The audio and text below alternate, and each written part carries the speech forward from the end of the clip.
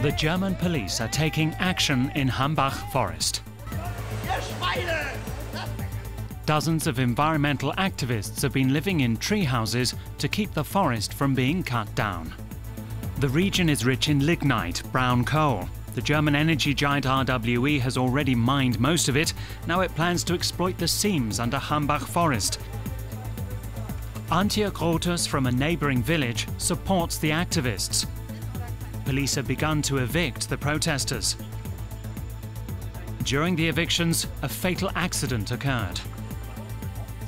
Now that strengthened them all in their conviction that coal mining must stop.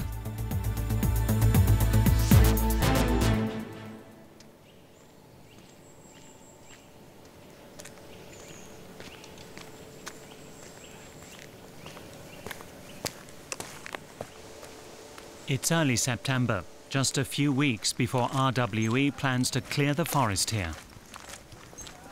Antje Grothus is on her way to the activists. She regularly brings them supplies. Hello. Today she's brought them some pears to share among themselves. She's just picked the fruit, so it should be edible for a while. Getting fresh food can be a problem for the treehouse dwellers. Some of the occupiers are masked, so they won't be recognized. Their resistance borders on illegality, as RWE actually owns the land. The first of them moved into the forest nearly 6 years ago. Some live here all year round.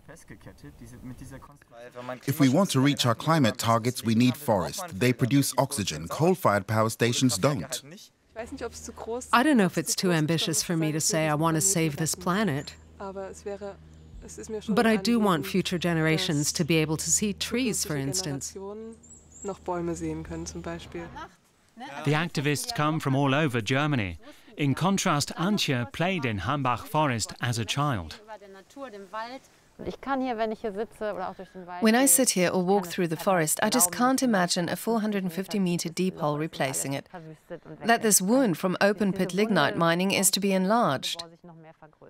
The practice is outdated and we have to stop it.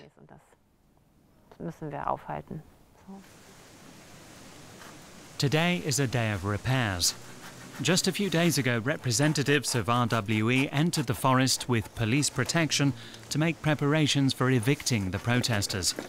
Among other things, they damaged the activists' homemade hand-washing facility, an old bottle regularly filled with fresh water from the village.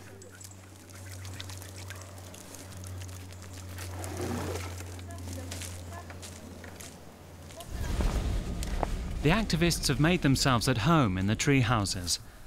What they cook has usually been donated or discarded. As environmentalists, they reject consumerism.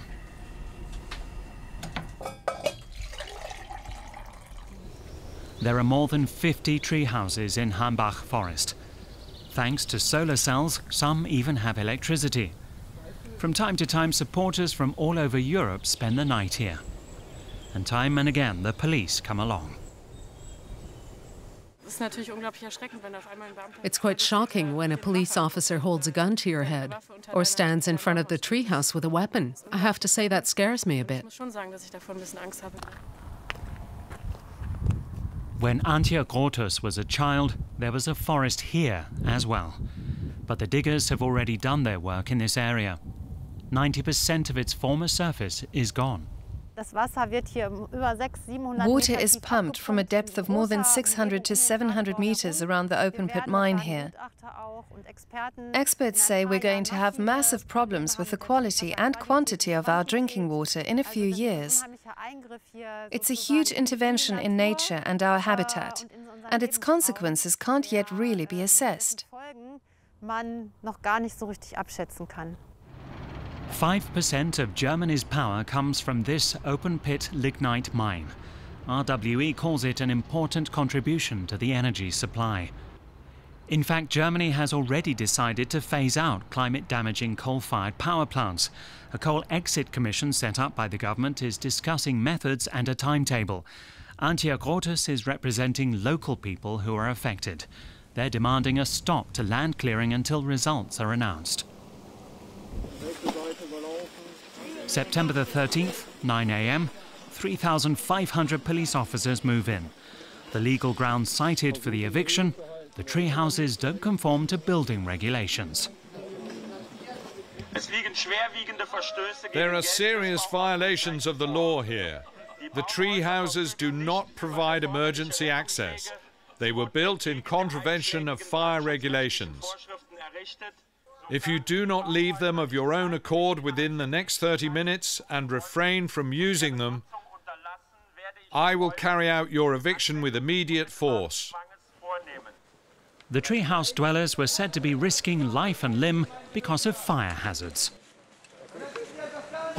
Fire hazards? It's raining, my friends, it's raining.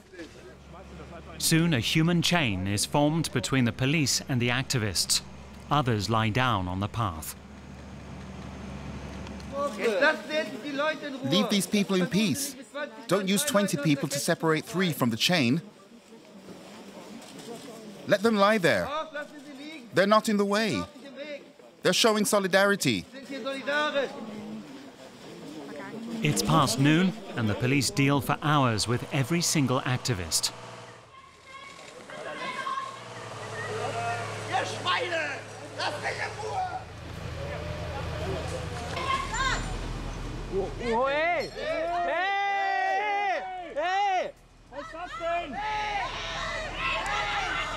The police say no other method would work. We've pledged not to injure a single person, to be as non-violent as possible. Our use of force is legitimate. They won't come down voluntarily.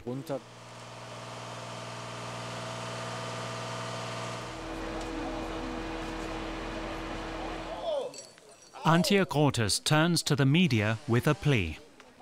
The coal that lies here won't be mined anyway, so it's very irresponsible to send people into this conflict and put them at risk, on all sides. 6 days later comes the shock. A journalist documenting the evictions falls from a rope bridge between 2 tree houses and dies. The eviction operation is suspended for now.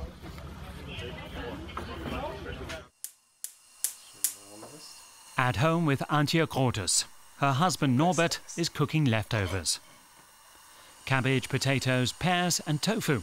Since Antje has been so busy with the lignite issue, he's been cooking for himself, his 15-year-old daughter and his wife.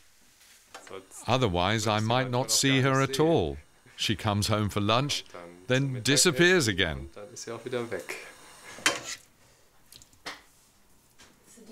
Can you make what you made yesterday with the cherries? Yesterday you made something delicious with them and I loved it.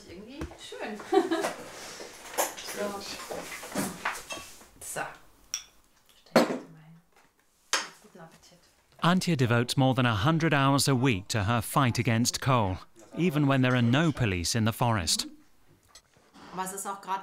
This is an extremely important time. My family knows that as well.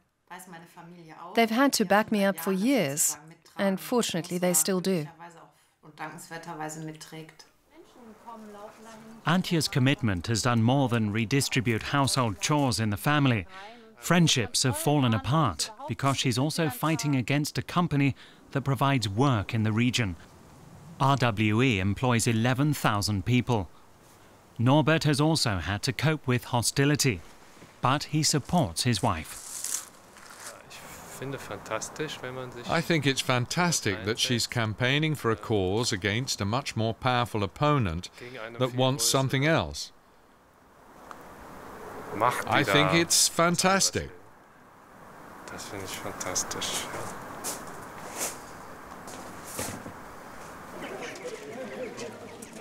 Lignite lies under these streets as well.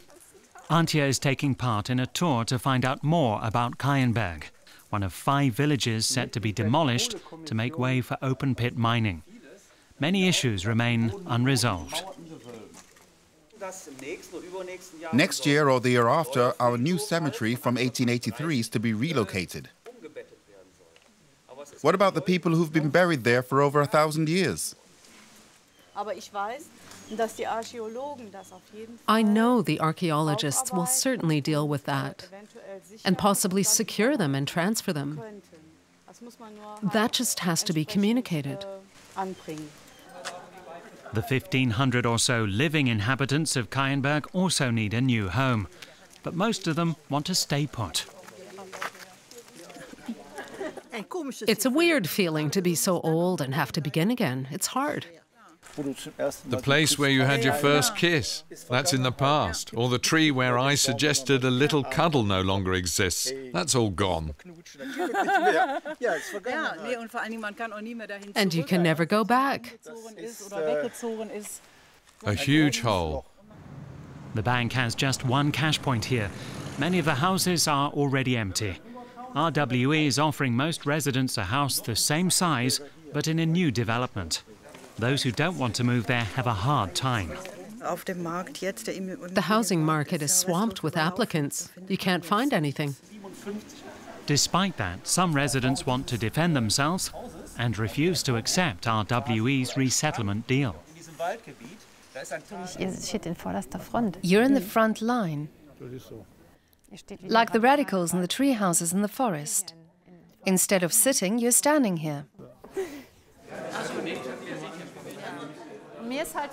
It's important to me to call attention to Hambach Forest, but even more to make sure local people's silent suffering isn't forgotten, and that we give each other strength at a time like this.